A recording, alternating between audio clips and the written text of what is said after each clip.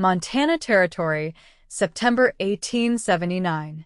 The wind came cold off the crazy mountains, sweeping dust through the alley behind Dawson's General when the cowboy saw her again.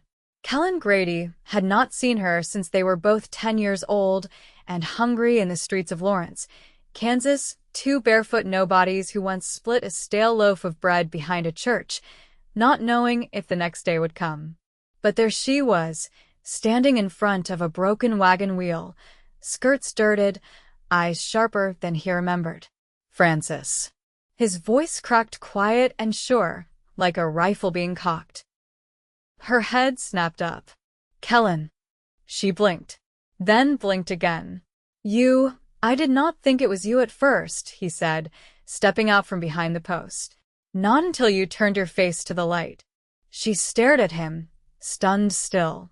It has been almost 20 years. He nodded. You still braid your hair the same way. Frances Keller let out a breath that shook. Her hands gripped her skirts tighter. That day behind the church. I never forgot that. Neither did I. The wagon wheel lay cracked across the axle, half sunk in the mud. A mule stood tethered nearby, looking about as tired as she did. You need help? Kellan asked. She hesitated. I do not have the money to fix it. I was hoping to make it as far as Gallatin.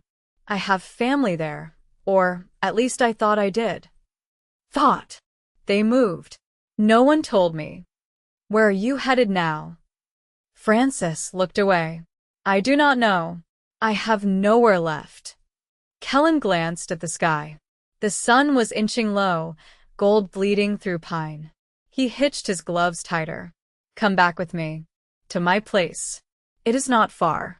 Just until you figure things out. She straightened. I do not take charity. It is not charity. He met her eyes. It is bread shared again. Frances studied him long, then nodded. They rode quiet the whole way, the mule following behind Kellan's bay gelding. He led her through the low hills of Madison County, past cottonwoods and fences he had repaired himself, to a modest cabin tucked near the edge of the forest. He helped her down. She stumbled, and he caught her by the elbows. She looked up at him, mouth parted like she was about to say something.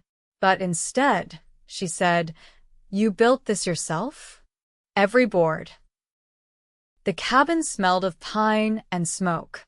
Inside, it was a neat table, stove, one bed, one cot, and a large patchwork quilt folded over the back of a chair. It is warm, she whispered. You can take the bed, he said quickly. I will take the cot. I do not want to trouble you, Frances said, setting her bag down. You are not trouble. She looked at him, frowning like she did not quite know what to do with kindness anymore. That night, he made rabbit stew, and they ate in silence. The fire cracked behind them. You married? She asked softly. No. He shook his head. You? No. She looked down at her hands. I was. Once. Long ago. He died. Fever. Kellan nodded, not asking more. They sat quiet a long while before she finally said, I had a daughter. Evelyn. She died the same year. His chest ached for her. He remembered her laugh as a girl, loud and bright. She was not loud or bright anymore. But she was still here. Still standing. I am sorry, he said. Frances blinked hard. Thank you. By the third day, she was fixing things around the place, mending his torn shirts, patching a leaky spot in the roof with whatever she could find. She did not sit still much. You do not have to do all this, Kellan said one afternoon, brushing sawdust from his pants. I want to, she said. I am not someone who just sits and waits for the world to fall apart again. He smiled. I remember. One early morning, she stood barefoot outside the cabin, arms wrapped around herself under the rising sun. Kellan stepped up beside her, offering coffee. Thank you, she said. She took it, her fingers brushing his. You ever think about that day in Kansas? He asked. Every time I smell bread, she said. A soft smile tugged at her lips. You gave me half when you could have kept it all. You were crying, he said. You barely knew me. I knew enough. Their eyes met. He cleared his throat. The roof still leaks near the stovepipe. I could use a hand. She smiled. I will get my shawl. They worked side by side, and it felt easy. Natural. Like time had not stolen 20 years between them. That night, as the wind howled through the trees, Frances sat by the fire and looked over at him. You ever think about having a family? He looked up from the carving he was working on. I used to. Then I stopped. Why? Never found the right person. Frances looked down at her hands. Maybe you did not know what she would become. He looked at her a long moment. Maybe not. She stood quietly, walked over, sat beside him. You are still the boy who shared bread, she whispered. And you're still the girl who said thank you like it meant something. She looked up at him, eyes shining. He reached slowly, brushing a strand of hair behind her ear. She did not pull away. Frances. She leaned in. Yes. He kissed her slow, careful, like a door being opened that had been shut too long. She rested her forehead to his. I feel safe here. You are. He wrapped his arms around her, pulling her close. You always will be.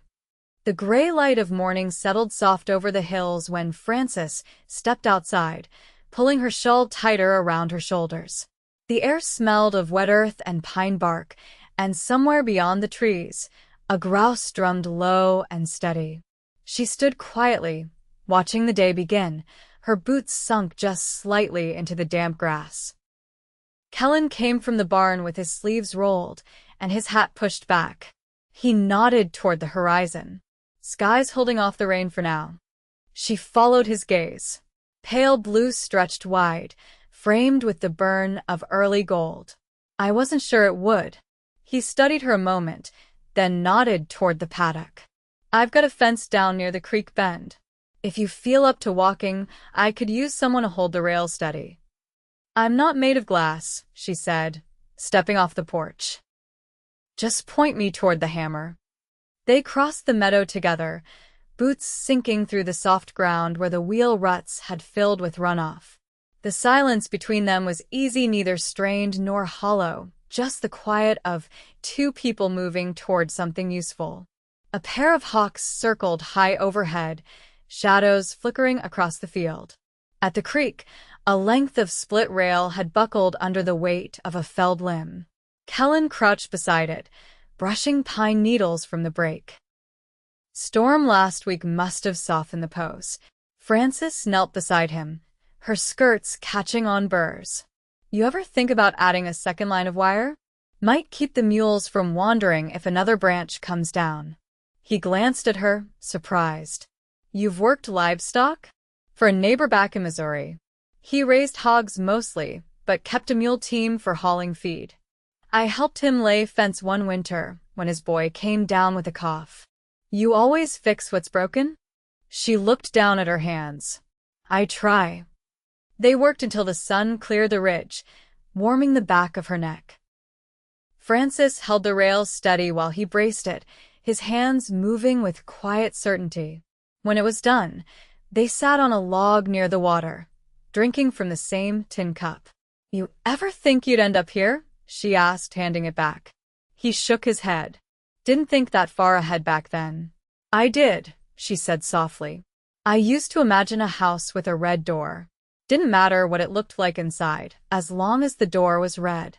Meant someone had chosen it. Meant it was more than shelter. Kellan looked down at the cup in his hands. I can paint the door. She turned toward him, startled, but he wasn't joking. His voice had gone quiet again, like it did when the fire burned low at night. She didn't answer, not right away. Instead, she said, I don't know what I'd do in a place that didn't need fixing. You'd rest, he said. You'd breathe. They walked back slow, the wind lifting her hair as they crested the rise. Near the cabin, she paused, watching a deer slip between the aspens. Do you think it's wrong? She asked. He stopped beside her. What? That it feels like I've been here longer than I have. That this place already feels like a part of me.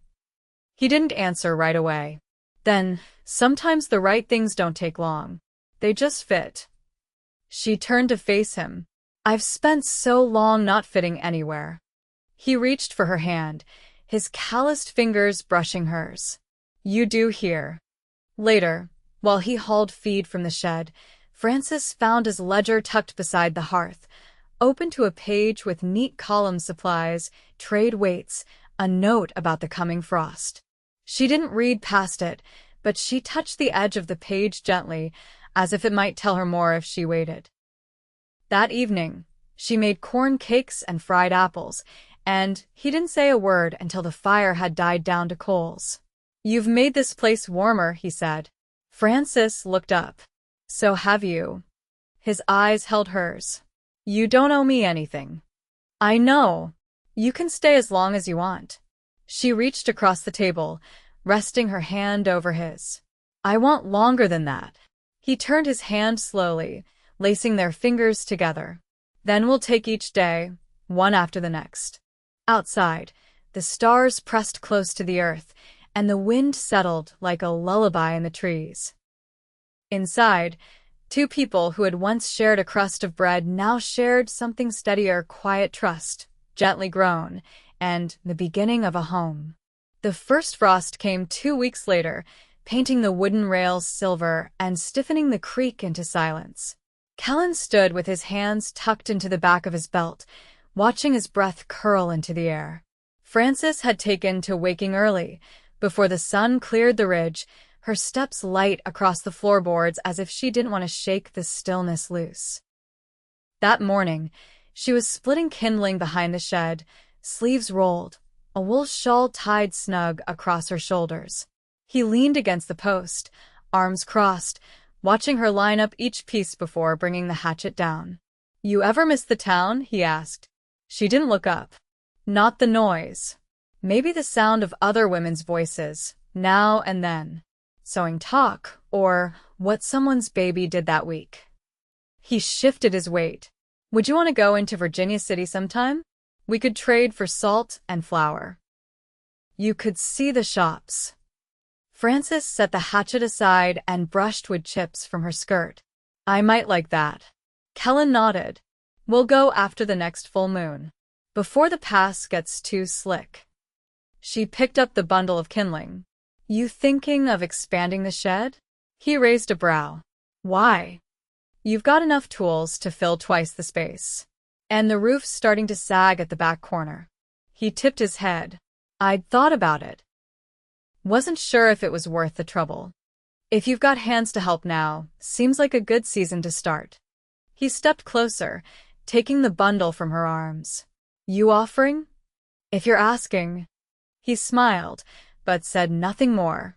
They spent the next days hauling beams from the old mine trail, where a fire had cleared a stand of lodgepole. Kellan drove the team while Frances rode beside, pointing out which trunks were sound. At one point, the wheels struck a hidden stump and jostled them hard. She caught herself on his arm, and neither of them moved for a long moment.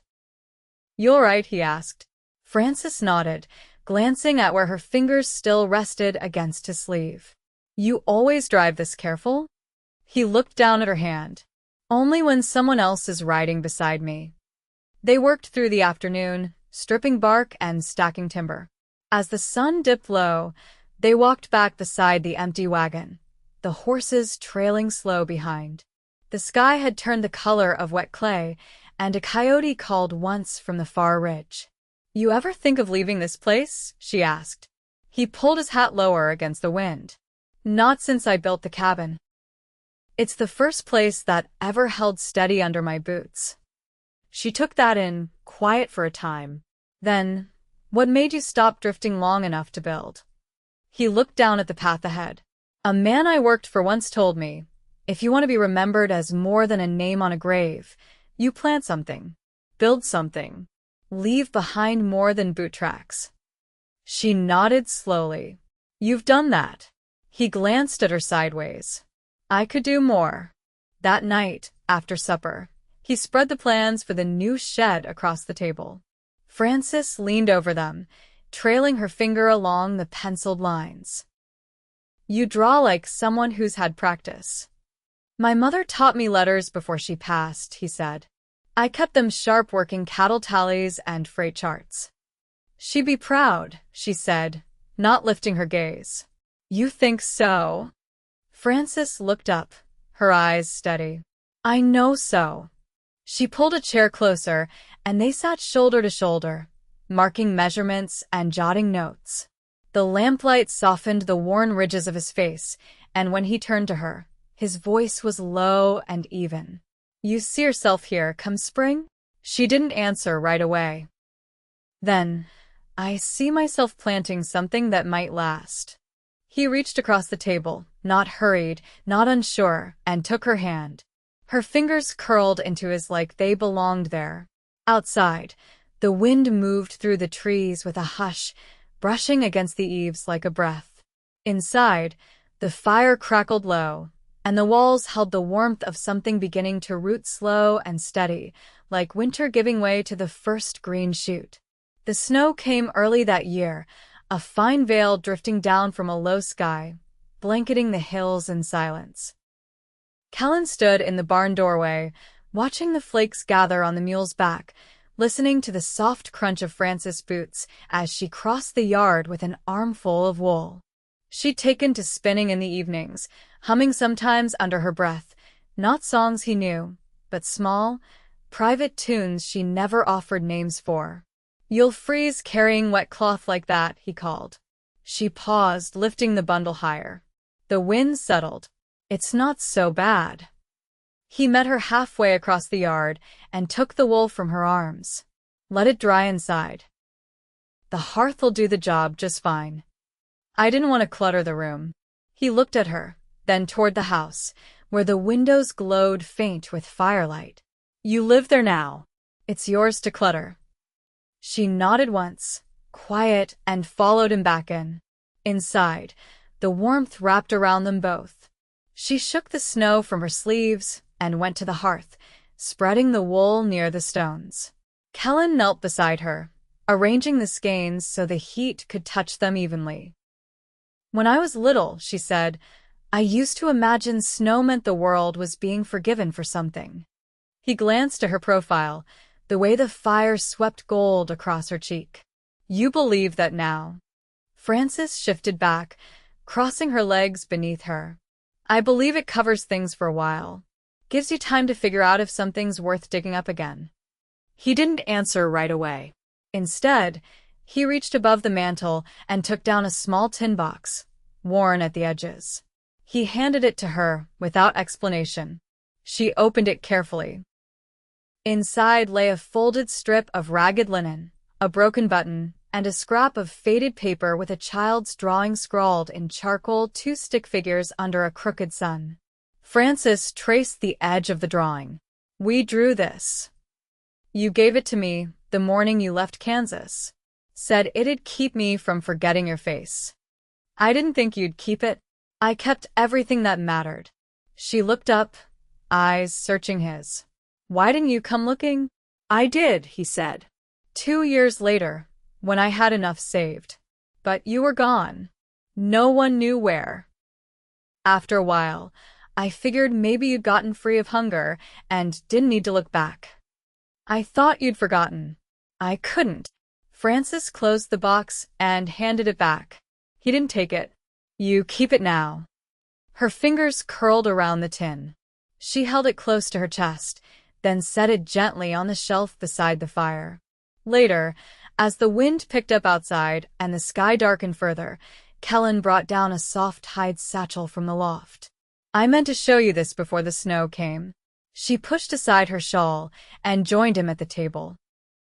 He unfolded a map, the ink faded but legible, a hand-drawn sketch of the land bordering his claim, marked with tidy notes and lines measuring the slope of the ground, the depth of the creek, the reach of the tree line. "I've been thinking," he said, "there's room for another cabin down by the orchard. If ever someone wanted their own space, or if we needed more room later on." Frances studied the map. You planning to raise something more than fence posts? I'd like to. Maybe try for sheep come spring. They'd take to the grass here. You'd need help with that. I'd want yours. She leaned back, eyes on the map, then on him. You offering me a place to stay or a life to build? I'm offering both. But only if you want them. The fire cracked low behind them. Frances reached across the table, pressing her hand over his. I don't want to leave. He turned his palm up beneath hers. Then stay. She nodded, slow and certain. All right. Outside, the snow thickened, but inside the cabin, something had settled quiet and strong. Not a beginning, not anymore. Something rooted. Something lasting. The first thaw came with a hush, not a crack or a rush, but a slow dripping from the eaves and the soft give of earth underfoot. Frances stood barefoot on the small back stoop, sleeves rolled, and a line of laundry strung between two rough poles. The scent of wet wood and pine pitch hung in the air, and somewhere across the ridge, a woodpecker knocked slow and steady against the old birch. Kellan came from the paddock, sleeves damp from the trough. He stopped at the edge of the yard, watching her pin a shirt to the line, her hair loose down her back for the first time since the snow came. You ever think about planting something out front? She asked, not turning. Depends what you mean. Dye plants. Maybe some sweet basil, wild flax if we can find it. He crossed to her, wiping his hands on a rag. You want a garden. I want something living where we can see it from the table. Something that says we stayed. He nodded. We'll clear a bed by the porch. Come the next good rain, we'll dig deep. They worked that week without pause. Frances turned the soil with a rusted spade while Kellan split the last of the winter wood. She hummed when she worked, only when she thought he couldn't hear, and her eyes stayed bright even when the wind caught her hair and scattered soil across her apron. One evening, after the sun dipped low and the sky bled lavender, she sat stitching at the window, the light catching in the fine lines around her mouth. Kellan carved beside the hearth, shaping a handle for the drawknife she dulled, helping him plane the shed beams. Do you miss her? She asked after a long stretch of quiet. Your mother. He set the drawknife down gently. Ida. Been years, but I still remember how she used to hum when she boiled the wash water. Same tune every time. What happened to her? Died from the fever. Same year I left Kansas. He looked over. You never asked till now. Frances threaded her needle slow. I wasn't sure you'd want to say it. Some things don't get lighter, but they sit softer with time. She nodded. I never knew my own mother. Just a name and a ribbon she left behind. You still have it? Wrapped in a drawer. Faded near to gray, but I can't let it go. He leaned forward, resting his elbows on his knees. We could sew it into something. Keep it close without hiding it away. She met his eyes. I'd like that. The next morning, he found her smoothing the ribbon into the lining of her shawl, her thumb moving slow across the worn silk. She didn't speak, but when she looked up and saw him watching, she smiled small, but sure. Spring settled in slow, with mud underfoot and the sharp cry of geese overhead. Kellan traded for 2 ewes and a ram from a man near Meadow Creek. Frances brushed them out each evening, whispering to them like they were children. He built a lean-to for shade, and she lined it with straw. One afternoon, she stood at the threshold of the cabin, holding a folded letter in both hands. I found this in my old bag, she said. It's from my cousin in Gallatin. Sent last winter before I left. I never opened it. Kellan stepped beside her. You want to read it now?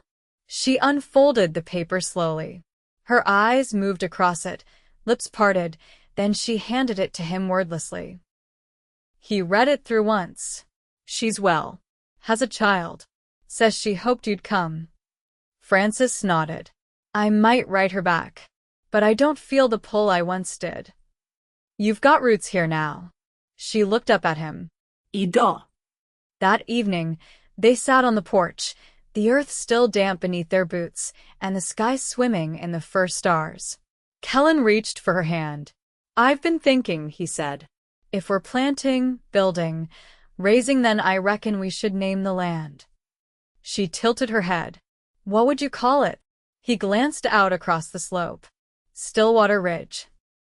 For the creek below, and the quiet you brought with you." Frances leaned against his shoulder. Then it settled. That summer, the garden bloomed in long, neat rows. Frances dried herbs on the windowsill, and Kellan built a second coop for the hens he'd bartered from the neighbors down the valley. They began laying soft brown eggs in the early heat of July.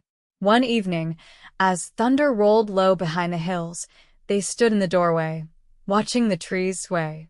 Kellan turned to her. "Marry me." She blinked, surprised by the suddenness, but not the meaning. "You're sure?" "I've never been surer of anything." She touched his face, slow and steady. "Then yes." They were married beneath a cottonwood with only the wind for witness and a pair of doves watching from the fence post. He carved her a ring from juniper, soft sanded and oiled with beeswax. She wore it on a cord around her neck when she worked, tucked against her skin. The seasons turned again, gentle this time. No great loss followed, only the steady rhythm of days spent together mending, planting, gathering, resting. Frances sometimes woke before dawn just to listen to him breathe, the cabin still and warm. Kellan would watch her stitch by lamplight and smile at the way her hands moved like they remembered peace. They grew old gently side by side. The garden spread. The flock doubled.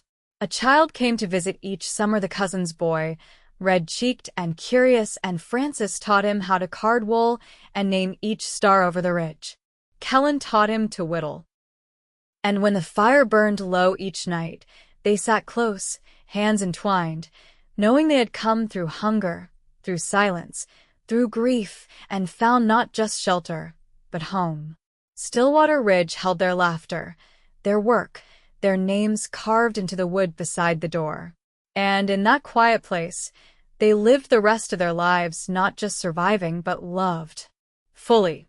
Gently. Always.